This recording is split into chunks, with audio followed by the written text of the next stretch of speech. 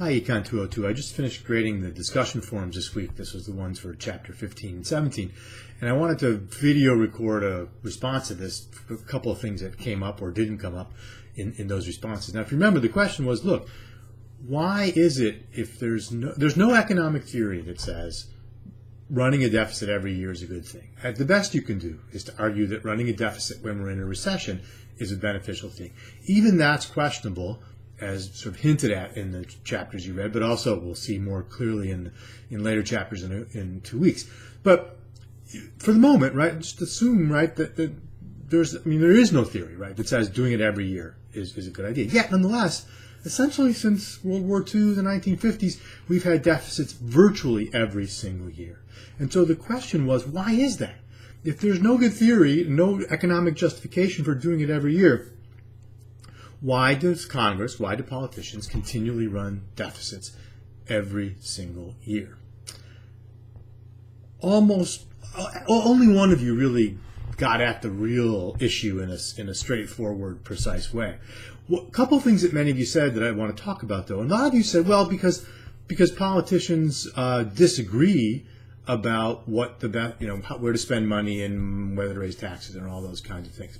That's certainly true, and it certainly prevents them perhaps from doing things, say, like cutting spending or raising taxes, that might help reduce the deficit. But even in years where the Congress was controlled by one party, where everybody more or less agreed on what was to be done, and there was no way that one party or the other could sort of feasibly even stop them, right? One party controlled both houses of Congress. We had deficits.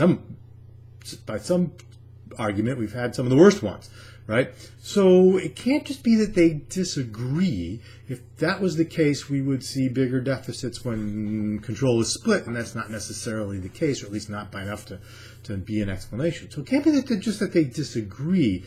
There has to be something else going on here. Others of you said, well, because we need deficits to stimulate the economy. Okay, two problems here. One, the question said, right, no, we don't. The question said there's no theory that says we need it every year. Unless you think the economy's in recession every single year, which is not, right, why do we have deficits? The only possible justification for deficits is when we're in a recession to counter the recession. So it can't be that I suppose politicians could think they need to stimulate the economy, but it can't be that that's actually the case. And most of you sort of made it seem like you really thought you need deficits to stimulate the economy.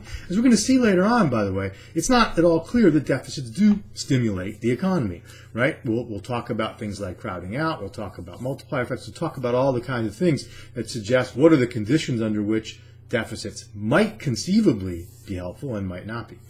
But that's one problem. This other problem here, though, and here's where my little rant comes in, is with this word stimulate. Look, here's a piece of advice. Never use that word when you're talking about economies. Just don't, right? Why not? Well, what do we think? Stimulate, right? What do you think when I think stimulate? Like electric probes, right? Right? We hit someone with a stimulus, and there's a stimulus and response. It's behavioral psychology, right? There's a kind of automatic to it. We stimulate, we get a response. That's not economies.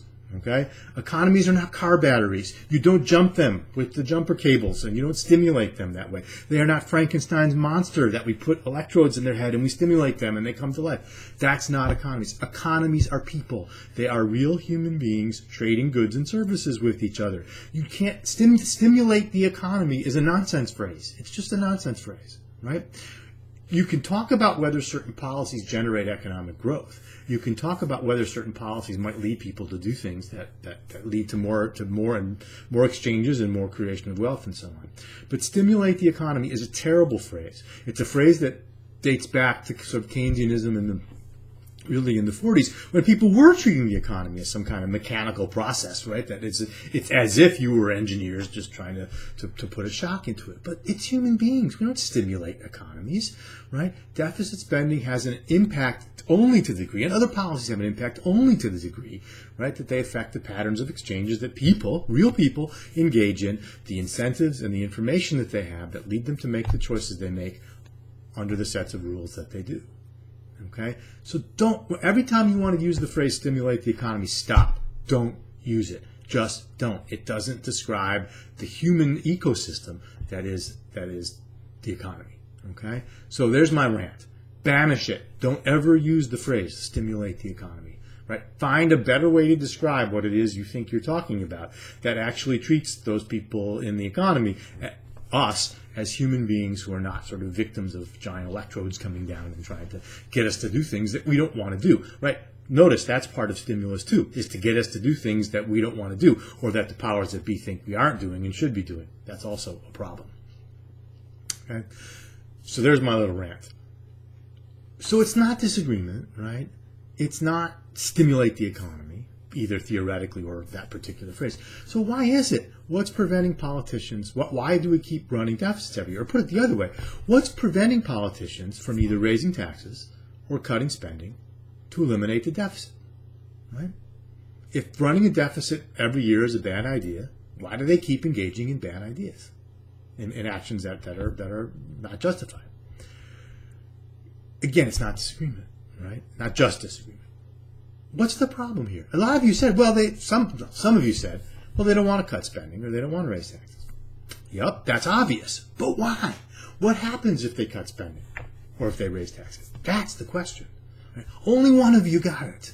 Only one of you got it. And basically said in the very first sentence, they don't want to raise taxes or cut spending because if they do, they will lose votes. And that's the key. Right? The institutional incentives of the political process. What are the incentives facing politicians? Right? If they vote to cut spending, voters get upset. They might not vote for them. If politicians vote to raise taxes, voters might get upset. They might not vote for them. And a couple of you said, well, it's just easier, lower cost, or whatever, to just borrow instead of balance the budget. Well, yeah, in some sense that's true, but sort of what costs and why? Right? Part of the sneakiness here is that if you borrow, you push the costs off in ways that aren't clearly as visible, not just to future generations, but to current generations. Those are real resources. When the federal government borrows money, it takes resources away from the private sector. That's a cost, all right? But we don't see that, right? We will see if spending's cut. We will see if our taxes go up. But those loss of resources when we borrow are much more subtle. So politicians like that because they can push some of the costs off, perhaps, but also because they can disguise the current costs in ways that make it possible for them to do the things that they want to do to get votes, right? But not bear the burden of the costs and make sure that current voters don't bear the burden of the costs. So that's the key here, right? Some of you said, well, because politicians think in the short run. Okay, but why? Right? Why? This is why. Remember, when we analyze people's behavior, what we're thinking about is what are the institutional structures in place, what incentives and what information do they create for people? That's what's happening here, right? And as you look ahead, as we read chapter 21 and as we look to apply chapters after that, we're going to see this go into practice in a whole bunch of ways, right?